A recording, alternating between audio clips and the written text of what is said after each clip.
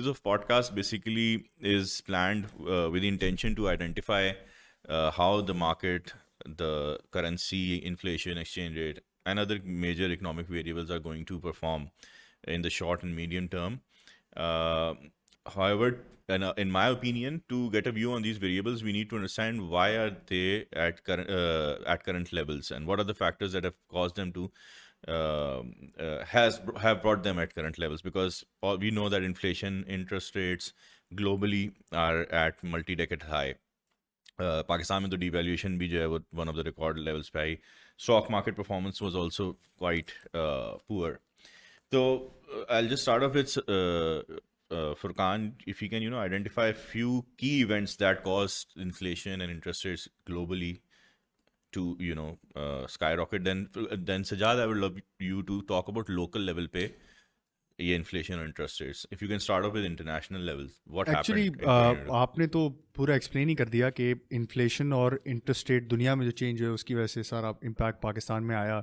And I think it's not that different. जो पूरी दुनिया में हुआ हमारे यहाँ भी हुआ. कोविड के बाद से पूरी कहानी शुरू हुई. कोविड के अंदर there was no demand for anything, right. उसके बाद फिर जब लोगों ने पैसे बांटना शुरू किए, स्टार्टिंग ऑफ डेवलप्ड इकोनॉमीज, तो उसके बाद जब डिमांड आई तो वो इस तरह से डिमांड आई कि उसका फिर याद है आपको वो कंटेनर शॉर्टेजेस और उसकी वीडियोस एंड एवरीथिंग. ओके 6 महीने के कंटेनर्स लगे हुए हैं और एवरीथिंग इज शॉर्ट, और अमेजॉन शॉपिंग में मतलब डूइंग वेरी एवरीथिंग. और तो I think it all started off from there. और उसके बाद जहाँ पे दुनिया तेज़ी कर रही थी, इन द सेंस कि जहाँ पे दुनिया के अंदर एब्सोल्यूट बूम आ रहा था, पाकिस्तान के अंदर भी हुआ. हमने भी कुछ डेवलप्ड इकोनॉमीज़ को देख के अपने यहाँ पैसे बांटे, कुछ टैक्सेस को कम किया. हम उस तरह तो नहीं बांट सकते ऑफ कोर्स, बट हमने भी टैक्सेस को कम किया. टैक्सेस को कम करने के बाद हमने एमनेस्टीज़ अलाउ की, हमने ड्यूटीज़ कट की गाड़ियों पे. और वंस अगेन फिर डिमांड एकदम से लंबी क्रिएट हो गई. और जब डिमांड क्रिएट होती है, पाकिस्तान के अंदर कुछ भी नहीं बनता है, तो हमें पता है ना, Sajjad probably will go into it, कि पाकिस्तान के अंदर प्राइमरी लेवल पे कुछ भी नहीं होता है, राइट. कि ना हमारे पास कोयला है, ना तेल है, ना स्टील है, ना कुछ भी. We don't have anything. So when we don't have anything, तो दुनिया में जब ये कमोडिटीज ऊपर बढ़ रही थी तो उसका कोई फायदा नहीं हुआ हमें. और हमारा करंट अकाउंट डेफिसिट बलून कर गया. कितना 18 अरब 20 अरब डॉलर पे, 17-18 अरब डॉलर पे हमारा current account deficit. Once again सारे जहाँ पे हम वहीं रुकते हैं हमारे प्रॉब्लम्स, कि जब हम ग्रो करना शुरू करते हैं तो हमारे पास पैसे नहीं होते ग्रो करने के. ग्रो करने का एक ही तरीका है कि बाहर से उधार लो. दुनिया के हालात आजकल ऐसे बदल गए हैं कि आज से कुछ साल पहले मैं एक डेटा देख रहा था. यूएस का 10-year bond was trading at 50 Bips, आधे % पे 10 साल का पेपर चल रहा था. आज वो है 4.5% पे. ठीक है, इसका मतलब ये कि हम जैसी इकोनॉमी इसको आज अगर बाहर पैसे लेना, हमारा तो CDS स्प्रेड भी बहुत बढ़ गया है, बट हम जैसी इकोनॉमी को अब अगर ग्रो करने के लिए बाहर से पैसा लेना है तो वो उन रोटे पे लेना है जो कभी हमने सोचा भी नहीं होगा, right. So I think this is all it started off from के हमारा डॉलर स्टॉक इंटरनेशनली जो चीज आई वही पाकिस्तान में आई, but it was much stronger for Pakistan. Pakistan के अंदर दो इफेक्ट्स प्लेन हुए. आपका एक तो जो इंटरनेशनल कमोडिटी बूम था वो तो हमारे पास पूरा USD में ट्रांसलेट हुआ. फिर हमारी क्योंकि एक्सटर्नल इतना वीक था हमारा कि हमारी करेंसी भी छूटी. हमारी करेंसी ने तकरीबन कुछ 40% से डेप्रिशिएट किया हम 12 मंथ्स के अंदर. तो वो एक कंपाउंडिंग इफेक्ट आ गया कि जो dollarise move plus this 40% USD PKR move, तो वो बहुत ही आउट ऑफ हैंड निकल गई चीज़ें. उसके अलावा फिर हमारी सारी बातें ये फ्लड्स ने थोड़ी और कॉम्प्लिकेट कर दी चीज़ें. But moving even before floods, I remember we had written a report on कि एक और चीज़ ये भी हुई कि हमारा जो एनर्जी मिक्स है वो भी बहुत ही जो है ना वो डिफरेंट है then other emerging markets like maybe India या बांग्लादेश या China, where I think reliance on imported energy, despite the fact कि we have coal reserve, despite the fact कि हमारे पास हाइडल भी पोटेंशियल है, बट ये कि हमारा जो ओवरऑल मिक्स है वो इम्पोर्टेड और एक्सपेंसिव फ्यूल्स पे ज़्यादा है. तो that also I think aggravated the current account वाला problem and then translated into local inflation. This is despite कि हमारी imported reliance पिछले 5 सालों में बहुत ज़्यादा गिरी है. हमने न्यूक्लियर और डैम्स और लोकल थर काफ़ी कमीशन किए, but still we are at 40% imported power.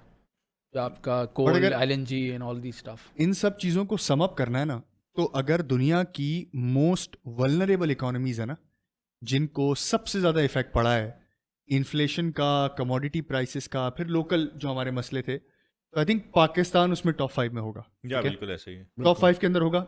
और जो दुनिया के हालात जिस तरह से अब चल रहे हैं, दुनिया में ऑल्दो एक रिसेशन का फेयर है और दुनिया में एनर्जी प्राइसेस अभी भी बहुत ऊपर हैं, बाकी कमोडिटीज उठा के देखें तो नीचे आना शुरू हो गई हैं, चाहे वो बाल्टिक इंडेक्स हो या कुछ भी हो। बट ये जो इंटरेस्ट है ना, इंटरेस्ट रेट, अमेरिका की इन्फ्लेशन की वजह से जो ग्लोबल इंटरेस्ट रेट है ना, इसने डॉलर को कर दिया है स्ट्रांग और डॉलर को कर दिया है नायाब, ठीक है? मतलब कि जिसके पास आज डॉलर है ना, मैं दुनिया की कंट्रीज की बात कर रहा हूँ जो कि इमर्जिंग को डेट देते हैं, they are stopping their hands, they just want to close their hands until चीज़ें बेहतर हो जाएं। इस तरह सोचो ना, अगर अमेरिका में आज 10 साल के पेपर में 4.5% का रिटर्न आपको मिल रहा है, जो आगे जाके शायद 5 भी हो जाए, तो पाकिस्तान को कितने में पैसे दोगे आप, या श्रीलंका को कितने में पैसे दोगे? 15% पे दोगे ना? बेसिकली अगर मैं लास्ट यूरो बॉन्ड, मुझे याद है, मुझे 8-8.5% पे हमने किया था। अगर आज मैं लेने जाता हूँ 15-16% के ऊपर, एवरीथिंग बीइंग कांस्टेंट, के पाकिस्तान की डेट की जगह भी है, अभी तो वैसे जगह खत्म हो गई है, जगह भी है, रीपेमेंट का भी मसला खत्म हो गया है, तो भी 15% पे वो हमें डेट देंगे। तो हमारी ग्रोथ की जो रीजन है कि हम डेट लेके ग्रो करते थे, वो ग्रोथ 15% पे मुझे नहीं लगता कोई भी सेन मुल्क बर्दाश्त करेगा कि 15% पे वो ऑफरिंग करे और लेने के लिए जाए। तो अभी तो इस वक्त यही रह गया कि आप मल्टीलेटरल के पास जाओ, जिस तरह अभी हम IMF के पास गए, ADB ने 1.5 अरब दिया, इसी तरह बस आपने करंट अकाउंट के मसले को सॉल्व करो। इंटरेस्टिंगली हमने कमर्शियल जो बॉन्ड वाली डेट है वो हमने ज़्यादा लिया भी नहीं है। हाँ, बहुत कम है हमारा परसेंटेज। हाँ, तो हम हमेशा से रिलाई करते रहे हैं या तो Multilateral मल्टीलेटरल पे या bilateral पे, हाँ। या फिर हम आपका Country to country, एड के ऊपर हाँ। रिलाई कर रहे होते हैं। इसमें दो चीजें, I agree with what you say, compare to other dated economies हमारा जो चंक है वो ज्यादा है, लेकिन compare to our own history अगर आप देखेंगे ना तो हमारी 2017 के बाद हमने काफी बॉन्ड ऑफरिंग्स की अपनी हिस्ट्री के मुकाबले में ज्यादा है, लेकिन ग्लोबल के मुकाबले में we are still much lesser. Then again वो था इसलिए कि interest rates were so low that it made sense for us to To bridge go that and- gap even at 8% 7% borrowing. या लेकिन मेरा एक एंगल है, हाँ प्लीज। मेरा एक एंगल ये भी है कि यार हमें ग्रो करना है ना, हमें ग्रो करने के लिए पैसे चाहिए थे। अगर इंटरेस्ट रेट मतलब इतना बड़ा नहीं, लेकिन इससे ज्यादा भी होता तो शायद हम जाके ले ही रहे होते पैसे। तो वंस अगेन ग्रोथ के लिए आपको बाहर से पैसे चाहिए, बिकॉज हमारा करंट लेकिन अकाउंट का यहाँ मसला पे है। मसला है ना, ये कंजम्पशन के लिए आपने ज्यादा पैसा growth from what, that's the question. मतलब ग्रोथ फ्रॉम कंजम्पशन और ग्रोथ फ्रॉम एक्सपोर्ट। पाकिस्तान ने लास्ट 15 सालों Exactly. में एक्सपेंशन की ग्रोथ तो हमारे पास कभी आई इवन नहीं एट है, right? 1% इंटरेस्ट रेट, भाई उनसे उधार लेके हम गाड़ियां खरीदते हैं, सीधी सीधी बात Exactly. ना, एक आम आदमी के लिए उनसे उधार लेके हम गाड़ियां खरीदते हैं, Exactly. तो उनके वो पैसे से हम 1% गाड़ियां भी अगर हमें वो डेट मिल रहा हो तब भी इट्स नॉन वायबल। खरीदते हैं। बिल्कुल सही बात है। अब द पॉइंट वाज कि अब जो सिचुएशन आ चुकी है कि we globally are in a very tight financial condition with interest rates so high, तो हाउ विल दिस इम्पैक्ट, मतलब ये जो इतना इन्फ्लेशन इतना हाई है, हमारी जो फिजिकल साइड है उस पर इसका क्या इम्पैक्ट होगा कि अब आपके पास इतने इंटरेस्ट रेट्स ऊपर जा चुके हैं, ग्लोबल भी लोकल भी, तो स्पेंडिंग वाले एलिमेंट को जो हर्ट करेगी, तो ये GDP ग्रोथ वगैरह को भी रिस्ट्रिक्ट करेगी। मैं काउंटर क्वेश्चन तुमसे पूछता हूँ Fahd, what do you think, जो हमारी पॉलिटिक्स है, जिस तरह से हमारे पूरा सियासत चलती है ना कि ग्रोथ लानी है और बिजली के बिल नहीं बढ़ाने और गैस के बिल नहीं बढ़ाने, what do you think any new government that comes in, what do you think उसका क्या इकोनॉमिक सिनेरियो चेंज होगा, या we will be doing the same that we have been doing for last 15 years? What do you think? Because that answer will tell you कि हम क्या करने वाले हैं। मतलब अगर उसी तरह से होना है कि ग्रोथ 3 साल कुछ नहीं रहेगी, जो भी नई गवर्नमेंट आएगी 2024-25 में हम पहुंचेंगे, 3 साल तक कोई ग्रोथ नहीं होगी, 1.5-2% की ग्रोथ होगी, फिर दुनिया में प्रॉब्लम इन्फ्लेशन टेम डाउन कर चुकी होगी, और फिर हम लेने के लिए जाएंगे पैसे, और फिर 2 साल ग्रो करेंगे, वही कंजम्पशन पे खर्च करेंगे, देन तो मसला ही सारा। पॉलिसी डायरेक्शन जो है ना, उसके लिए की एलिमेंट ये है कि जो इलेक्शंस होते हैं उसमें क्लियर कट कोई विनर होता है कि नहीं होता। बहुत सिंपल सी बात है। हंग मेजॉरिटी अगर है तो देन अगेन इसी तरह की पॉलिसी चलती रहेंगी कि जो आपकी इकोनॉमी को हर्ट करेंगे इन द लॉन्ग रन, क्योंकि आप फिर कोई भी डिसीजन नहीं ले पाते। Any new government that comes इन, उसका हमेशा 6 months ग्रेस पीरियड होता है। PTI की भी जब गवर्नमेंट आई थी, जब बैक इन 2018 उन्होंने फर्स्ट ईयर के अंदर सारे टफ मेजर्स लिए थे, हाँ, बट उसके बाद they stopped because they could see कि थिंग्स आर गोइंग बैड। तो की वेरिएबल यही रहेगा कि जो भी पार्टी आती है इलेक्ट होके, वो सुपर मेजोरिटी के साथ आ भी पाती है कि नहीं पाती है, अगर आप लॉन्ग टर्म विजन की बात कर रहे हो तो। अच्छा, coming back to current year. to the current year, yeah, 2022, तो जैसे मैंने एक तो लोकल मैं कह रहा था कि एक तो इंटरनेशनल एलिमेंट्स हैं, जो रशिया यूक्रेन वॉर वाली साइड से इन्फ्लेशन, एनर्जी इन्फ्लेशन आई, लेकिन लोकल साइड से जो फ्लड्स के बाद फूड इन्फ्लेशन है, how long will this sustain? I mean, have you seen any numbers previous cycle में, प्रीवियस फ्लड्स में कितना अर्से तक So ये it's cheese? usually a short term phenomena. क्योंकि आपकी जो फसल उड़ती है जब आपकी, तो it takes at least 3 to 6 months की जो उसकी रिप्लेसमेंट फसल आने में लगता है टाइम। अगर वेजीज की बात कर रहे हैं हम, या ऐसी जो स्मॉल जेस्टेशन पीरियड वाले क्रॉप्स हैं, वो तो 3 तो वो टेम डाउन होना शुरू हो जाती है फिर। बट जो हमारी जैसे कॉटन है या वीट है, या जो अभी हमने लैंड भी रिकवर नहीं कर पाया अभी, almost 10% of our arable land is still under water अगर कंट्री वाइड बात करें तो। एंड 25% ऑफ सिन वो बनता है तकरीबन, तो वो हमें थोड़ा बहुत हिट देगा अगले साल का। और जो हमने प्रोडक्शन लॉसेस कर दिए वो तो of course will have to be replaced somehow. जो कॉटन है, थोड़ा बहुत शुगर केन भी है। So in general what is the view on inflation? ये जो अभी 26% के करीब अभी एवरेज कर रही है पिछले 2-3 महीने से, how long will it take to come down and tame down to maybe 12-13%, where interest rates are sort of high base effect of course will kick in, मतलब maybe high base effect का मतलब कि inflation अगर यही numbers भी रहते हैं तो already will Month on start month to अगर कम ये डाउन, रहता है, मंथ ऑन yes. मंथ नीचे आना शुरू हो जाएगी। बट हमने इतने बड़े नंबर्स के बाद इन्फ्लेशन बहुत ऊपर रह नहीं सकती। इफ समबडी इज एक्सपेक्टिंग ना कि 26% का नंबर पूरे साल चलेगा, ऐसा नहीं होने वाला। होगा। ये होगा ये कि आपको नजर आएगा कि प्रॉब्ली मार्च अप्रैल मई ऑनवर्ड्स आपको नजर आएगा कि थोड़ी बहुत इन्फ्लेशन के नंबर्स, मतलब थोड़ी बहुत नहीं, अच्छे 20% अंडर 17-18% पे आपको नजर आना शुरू हो जाएंगे। बट ये साल, अगर सवाल ये है ना कि एक एज एन इन्वेस्टर ये साल इन्फ्लेशन का नंबर कैसा होगा, तो प्रोबेबली ये साल इन्फ्लेशन का नंबर ऊपर ही रहेगा। मतलब जून तक कहाँ होगी इन्फ्लेशन? मेरा यार मुझे लगता है 16-17 जून क्लोज करेगा 16-17%। because the pretext is the idea of this question obviously leads to interest rates. हाँ हाँ ऑफ कोर्स, बट अगर इंटरेस्ट रेट पे सवाल है ना, मुझे नहीं लगता But then अगर again, आप- 26% पे डिस्काउंट रेट 15% Exactly, से there's a और ऊपर disconnect. नहीं गए ना, तो अब ये नीचे आती हुई ट्रेजेक्टरी में do not expect inflation interest rates to be going up. नहीं गोइंग अप तो I agree, there is a general consensus के गोइंग अप वाला सीन तो शायद अब नहीं है। अब तो सवाल ये है कि बट कब नीचे लोग ये आएंगे? कह रहे हैं कि हिस्टोरिकली 6 से 7 महीने 8 महीने बाद जो है वो पहला आएगा। जो है वो आता है। But now the debate is कि globally interest rates are going to stay elevated for a longer time. Do you think this will be the case in Pakistan? Yes. And why? हम हमारा जो नॉर्मल बेंचमार्क है ना, अब हम उससे थोड़ा सा ऊपर ही इंटरेस्ट रेट्स हमें मेंटेन करने पड़ेंगे। There is a very basic reason for that we can't afford very high consumption growth right now. Current account side will वरना करंट basically- अकाउंट साइड फिर डिटीरिएट करेगी, आपको फिर करेंसी छोड़नी पड़ेगी and the cycle will reverse again. which essentially means जो हम बात कर रहे थे कि इन्फ्लेशन नाउ, जो मेरा पर्सनल व्यू भी है कि is actually is not that important and I share this view. मेरा ख्याल है जो पिछला भी रेट हाइक साइकिल था that was also triggered by current account slippages, और अभी भी जो मेन डिटर्मिनिंग फैक्टर होगा हमारी इंटरेस्ट रेट की ट्रेजेक्टरी का वो होगा आपका करंट अकाउंट वाली साइड पे परफॉर्मेंस। अगर Agreed. इन्फ्लेशन नीचे आ जाती है और करंट अकाउंट भी मैनेजेबल लेवल्स पे आ जाता है, शायद तब हम लोग कोई ज्यादा ईजिंग सेल्फ कंट्रोलिंग मैकेनिज्म ना, अगर आप हम फ्री फ्लोट करेंसी ही रखते हैं अगर, तो एवरीथिंग विल बैलेंस इटसेल्फ। जैसे ही हमारे पास But अवेलेबिलिटी ऑफ हमें- कैश होगी, बाकी सारे वेरिएबल उसी तरह से एडजस्ट कर लेंगे अपने आप को। बट वो मसला वही है ना दैट्स द कि ब्यूटी वो ऑफ हैविंग अ फ्री हम लोग मार्केट। जो हम पहले बात कर रहे थे साइकोलॉजिकल लेवल कि यार ये गवर्नमेंट ने तेल की प्राइसेस बढ़ा दी, ये गवर्नमेंट ने इंटरेस्ट रेट बढ़ा दिए, ये गवर्नमेंट ने पेट्रोल की प्राइसेस बढ़ा दी, गैस की प्राइसेस बढ़ा दी। भाई ये गवर्नमेंट ने नहीं बढ़ाई हैं, ये दुनिया का सिनेरियो है जो हो रहा है। अब आप पैसे नहीं दोगे तो किसी ने तो देने हैं, वो गवर्नमेंट देगी या आप खुद दोगे। लेकिन अगर इसी तरह का सिनेरियो मुझे लगता है चलता रहा, गवर्नमेंट भी नहीं देगी बेसिकली। जब गवर्नमेंट भी अगर किसी चीज को सब्सिडाइज कर रही होगी ना, तो इनडायरेक्टली आपके ऊपर ही eventually लेटर उसका ऑन आपके ऊपर ही आना है effect सब कुछ। तो वंस अगेन इंटरेस्ट रेट का भी यही मुझे लगता है कि अगर खुदा ना खास्ता मतलब वही होगा कि 3-3 साल में गवर्नमेंट ऊपर नीचे हो रही है, तो हो सकता है कि तीसरे साल में फिर किसी गवर्नमेंट को याद आ जाए कि यार जाने से पहले कुछ ना कुछ जरा सा एक्सपेंशन वाला फेज लेके आ जाए। तो आई डोंट नो, मतलब कि it looks very unclear right now. But एक जो जहां से शुरू किया था सवाल ये था कि अगर हमारी मार्केट को लास्ट 3 सालों ने या 2 सालों में 1-1.5 साल में जो हमारी बाजार नीचे आई है, उसका प्राइमरी रीजन था inflation, current account deficit. Current account deficit हमसे मैनेज नहीं हो रहा था, इन्फ्लेशन बहुत ऊपर था, जिसकी वजह से सारी चीजें निकली, इंटरेस्ट रेट भी बढ़ा, डॉलर भी डिप्रिशिएट हुआ वगैरह वगैरह। So now I put the question to you guys, अगर मैं एक आम इन्वेस्टर हूँ, ठीक है, मुझे नहीं आइडिया है कि मुझे क्या करना चाहिए, मैं बहुत मतलब इतना ज्यादा इकोनॉमिक्स में पढ़ के मैं इन्वेस्ट नहीं करता हूँ।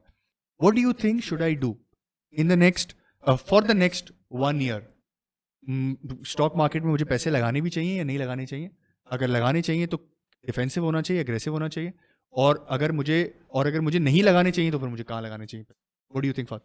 मेरा व्यू ये है कि नंबर वन तो ये है कि टर्बुलेंस जो आपने पिछले 6-8 महीने 9 महीने में देखी वो कंटिन्यू रखेगी, but still stocks defensive stocks are a good क्या कहते हैं इन्वेस्टमेंट एवेन्यू। डिफेंसिव स्टॉक्स क्या होते हैं स्टॉक्स के आसान अल्फाज में? वो स्टॉक्स जो कि आपको इस वक्त मेच्योर हैं, 15-16% की यील्ड दे रहे हैं, जनरली Yield मतलब dividend yield. डिविडेंड यील्ड दे रहे हैं, लेवरेज इस तरह का नहीं होता उनके ऊपर, जो कि लेवरेज मैनेजेबल लेवल्स पे होता है। वो स्टॉक्स आपको टारगेट करने चाहिए जिनमें सबसे जो ऊपर लेवल पे आएंगे वो होंगे आपके बैंक्स, और बैंक्स के अंदर भी वो बैंक्स जो कि जैसे मैं हमेशा बोलता हूँ very well capitalised, very strong track record of NPL recoveries या NPL एक्यूमुलेशन बहुत उनका कम होता है, लाइक MCB और ABL और बैंक अल हबीब, जो वर्सेस दोस्त बैंक्स जिनके अंदर ये वाला इशू हमने वक्फन पिछले 5-6 सालों में देखा है। And then some fertiliser players जो हमारे हैं, they are also good dividend paying. कुछ OMCs हैं जो कि शेल्टर्ड हैं to certain extent from circular debt, like Attock Petroleum वगैरह। ये स्टॉक्स आपको अभी भी रखने चाहिए, अगेन गिवन द प्रीटेक्स्ट के we still have a lot of things coming up. जैसे हमने उस दिन भी बात करे थे, पॉलिटिक्स भी बहुत वॉलेटाइल रहेगी अगले 1-2 महीने में ख़ास तौर पे, और फिर उससे अगला साल भी इलेक्शन का साल है। उसके अलावा हमारे पे जो पेमेंट्स का भी ये जो क्वेश्चन मार्क पिछले 3 महीने चलता आ रहा है, क्या हम कर सकेंगे, वो भी कंटिन्यू रहेगा। तो इस सिचुएशन में ज़्यादा टिल्ट डिफेंसिव की तरफ, डिफेंसिव इक्विटीज़ की तरफ आपका होना चाहिए। What do you think Sajjad? My view is कि या तो आप जाएं तो आप you should go a bit aggressive और don't invest it all in this market आपका, very surprising view by the way. But aggressive आपका with in terms of revenue growth, आपका leverage risk should not be high, but आपकी aggressive companies होनी चाहिए, not aggressive in terms of the financial risk, but aggressive companies. For example systems मतलब Lucky है, हाँ, image है, these are all high growth companies with little और no debt. हाँ, तो आपका financial risk is very low, but the growth will always catch up with the valuations will always catch up with the growth. तो वो आपको risk आपका in terms of losing out will always remain very low. या फिर if you want defensive return तो you can go to maybe fix income. But इन हालात में ग्रोथ का वो भी कम हो जाएगा ना। जैसे फॉर एग्जांपल अगर लकी वाज ग्रोइंग एट 30% केगर, तो अब इन हालात के अंदर अगर साल 2 में ग्रोथ नहीं नजर आती है तो केगर भी 15 हो गया होगा, but it will still be better than जो बाकी कंपनीज होंगी जिनका केगर 15 था तो 5 हो गया होगा।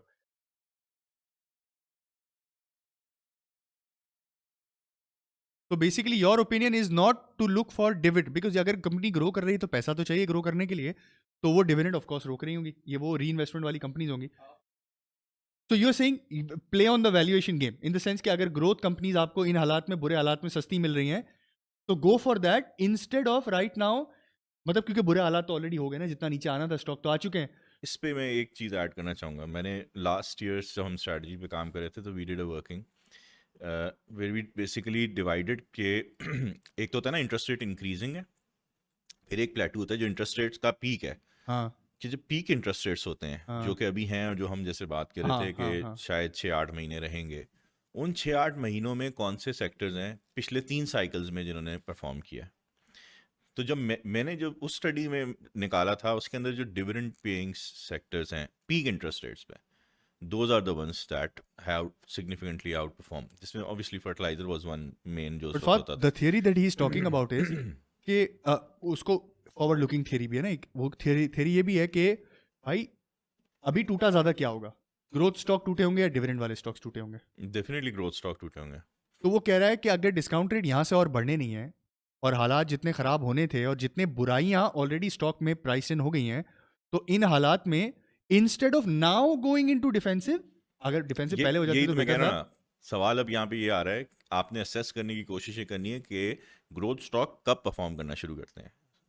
ठीक है, सवाल ये, ग्रोथ स्टॉक क्या पीक इंटरेस्ट रेट पे करते हैं, या इंटरेस्ट रेट जब नीचे आना शुरू हो जाता है उसके बाद करते हैं, या जब सेंटिमेंट बन जाता है कि यार अब 1 से 2 मॉनेटरी पॉलिसीज के अंदर इंटरेस्ट रेट्स अब नीचे आ सकता है। हाँ, तो एग्जैक्टली यही मैं बात कर रहा हूँ कि जब सेंटिमेंट ये बनता है कि अब एक या दो मॉनेटरी पॉलिसीज के अंदर अब इंटरेस्ट रेट्स नीचे आने वाले हैं, that is when I personally feel, I mean this obviously I can be wrong, but my analysis suggest कि that is when you should tilt from defensive to growth. ये जो 6-8 महीने है ना, जिसके अंदर आपको शायद कुछ स्टॉक्स 12-13% की एनुअलाइज्ड यील्ड 15% की दे दें इन 6-9 महीनों में, उसके अंदर यही परफॉर्म करेंगे। वो जब लास्ट 1-2 उसमें आ रहे होंगे ना, जब where you will see more and more analyst coming up with expectations कि यार हाँ अब यहाँ से बनना शुरू हो जाता है case, that is when I think you should, but this is my opinion, obviously you But can then never again, say. there's a trade-off now. If you want 15% return from defensive stocks, you might as well go towards fixed income and get the same return with no market risk. हाँ, So why ये- invest ये- in ये- those stocks at all? पर Sajjad, discount rate जब नीचे आएंगे तो dividend yield वाले स्टॉक्स भी तो परफॉर्म करेंगे ना, मतलब वो मतलब जिसकी डिविडेंड यील्ड आज 15-16% है वो भी 11-12% पे आ जाएगी। Because इसलिए sustainable return is more important कि आपकी ग्रोथ की क्वालिटी किस तरह की है। इज इट सस्टेनेबल और इज इट सिक्लिकल ग्रोथ? क्योंकि सीमेंटो को हमने देखा है कि वो हमेशा चलते हैं लेकिन हमेशा उसी वैल्यूएशन पे वापस रिवर्ट करते हैं। बट जो सिस्टम फॉर एग्जांपल वो द ट्रू ग्रोथ स्टोरी, वो अपने रेटों पे कभी वापस नहीं आता, it always makes a new high. मारी I think also was the one. Exactly.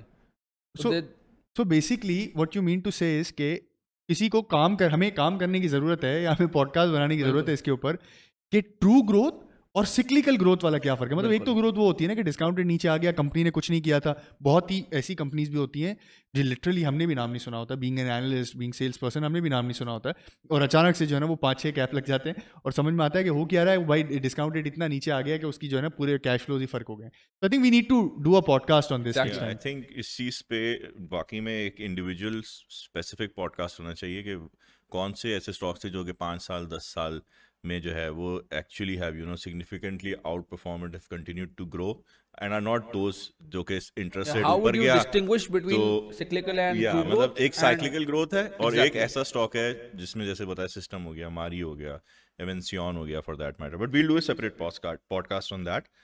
Today's podcast, I'll just go through and rewind and review, and the whole idea was to basically assess कि inflation interest rates जो 25-26% पे गए वो क्यों गए. जैसे हम लोगों ने बात की because internationally Russia Ukraine war led energy price hike, supply disruption, जैसे सजाद और फुरकान ने शुरू में बताया. तो ये बहुत सारी चीज़ें हैं जो कि अब जो हैं वो ईज़ ऑफ हो रही हैं, चाहे वो सप्लाई कंसर्न्स हैं, बॉटलनेक्स हैं, वो भी ईज़ ऑफ हो रहे हैं. Apart from energy, other commodity prices are also softening. So there is for Pakistan, the outlook for 2023 would be much different when it comes from current account perspective and inflation perspective. There are other issues, war, principal repayments or financing side ke, that I think we will discuss in another podcast. For today, I hope कि हमारी जो discussion थी on what went wrong internationally and locally might have added some value.